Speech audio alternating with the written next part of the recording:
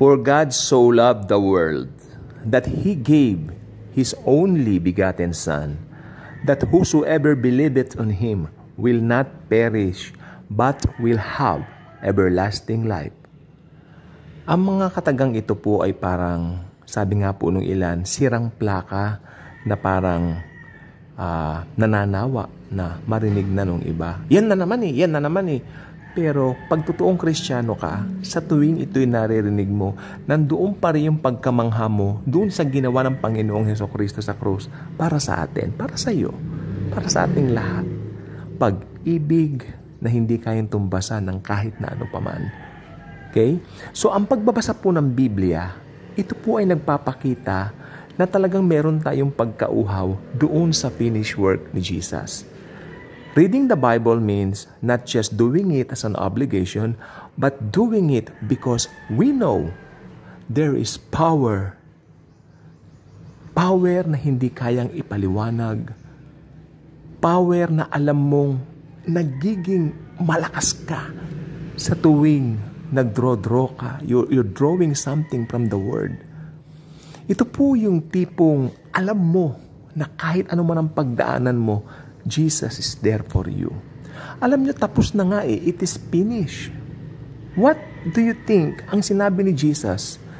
Bakit niya sinabing, it is finished?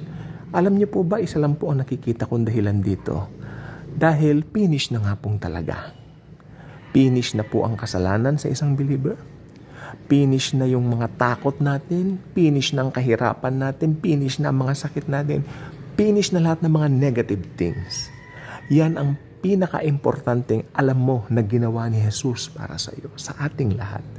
So, ang maging mananampalataya ay isang napakasarap na katotohanan na meron ng bawat isa sa atin. We know that Jesus is in control. Pag naging Kristiyano ka, hindi ka nakatulad nung dati. Dati, walang kwenta ang buhay mo. Pag ano yung uso, ano yung bago, nandoon ka. Hindi naman po masama yun, pero makikita mo ang buhay ng mga unbelievers. Kung ano yung mga uso, nandoon sila. Usong buhok, usong style ng sapatos, usong estilo ng pananamit. You know what? Ito ay mga lumilipas. Hindi ko sinasabing masama ang mga yan. Of course, ako mahilig din po sa uso. Pero, ang mga uso ngayon, laos bukas. Di ba? Not until alam mo, meron kang isang hindi lumilipas. Ito ay ang Panginoong Hesukristo. Sabi niya, I am the way, the truth, and the life. No one cometh to the Father but by me. And ultimately, nakalagay sa Book of Hebrews, Jesus Christ is the same yesterday, today, and forever. So, only Jesus. Siya ang nagligtas sa atin. Siya ang nagmahal sa atin. I-betray ka man ng lahat, si Jesus, yayakapin ka pa rin. Tanggap ka ni Jesus. Mahal na mahal ka ni Jesus. Kaya nga sabi ng John 3:16, gayon na lamang ang pagsinta ng Diyos sa sanlibutan. Kaya isinugo niya ang kanyang nag-iisang anak. Kung sino man ang maglalagak ng pananampalataya sa kanya, ito ay hindi na mapapahamak, bagkus magkakaroon ng buhay na walang hanggan. Meron ka na bang buhay na walang hanggan? Nakatitiyak ka ba na anytime dapuan ka ng kamatayan, ikaw ay pupunta sa langit? Meron ka na bang katiyakan ng kaligtasan mo? Kung wala pa, sabayan mo ko sa dasal na ito. Lord Jesus, alam ko makasalanan ako dahil sa sin nature ko, nataglay ko simula bata ako. Lord Jesus, I know namatay po kayo sa cross para bayaran ang kasalanan ko. Kayo lamang ang daan sa langit, wala na pong iba. Lord Jesus, naniniwala po ko, sapat na po ang sakripisyo ninyo sa cross para ako po ay maligtas. Thank you, Jesus, sa iyong biyaya. Amen. Kung sumabay ka sa simpleng dasal na yan, I believe you got born again. You got saved. You start reading the Bible, you start sharing Jesus, sapagkat ang totoong born again, yung pinalitan yung Espiritu.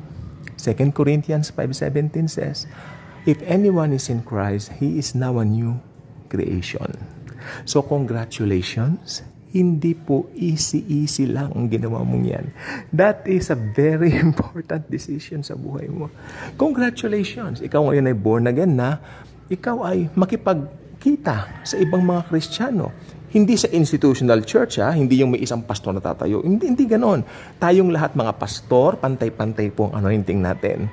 Wala po yung pastor na tatayo na parang siya lang. Hindi ba? Hindi po ganon. Ayun po ay invento ng relihiyon. Tayo po ay lahat ay pastor, tayo lahat ay teachers. Pero ika nga po, meron tayong kanya-kanyang pangsyon. Pero pantay-pantay po tayo. Pwede tayong magpulong sa ilalim ng puno ng bayabas, sa mga lumang sinihan. Di ba? Marami po dito sa Avenida, marami po dyan mga lumang mga pwede nating upahan na mga tambayan natin, di ba? Tapos, pwede rin sa mga bahay-bahay, house church, no? Importante, sabi ni Jesus, if there are 2 or 3 gathered in my name, there am I in their midst. Thank you, and Jesus truly loves us. Oy, sandali. If you're not yet a subscriber of this channel, I invite you to do so. Click the notification bell, share the video, share Jesus. Si Jesus po ang bida rito. Wala na pong iba. Yung ginawa niya sa cross, yan po ang pinaka-importante. Again, for God so loved the world that He gave His only begotten Son, that whosoever believeth on Him will not perish but will have everlasting life. Thank you.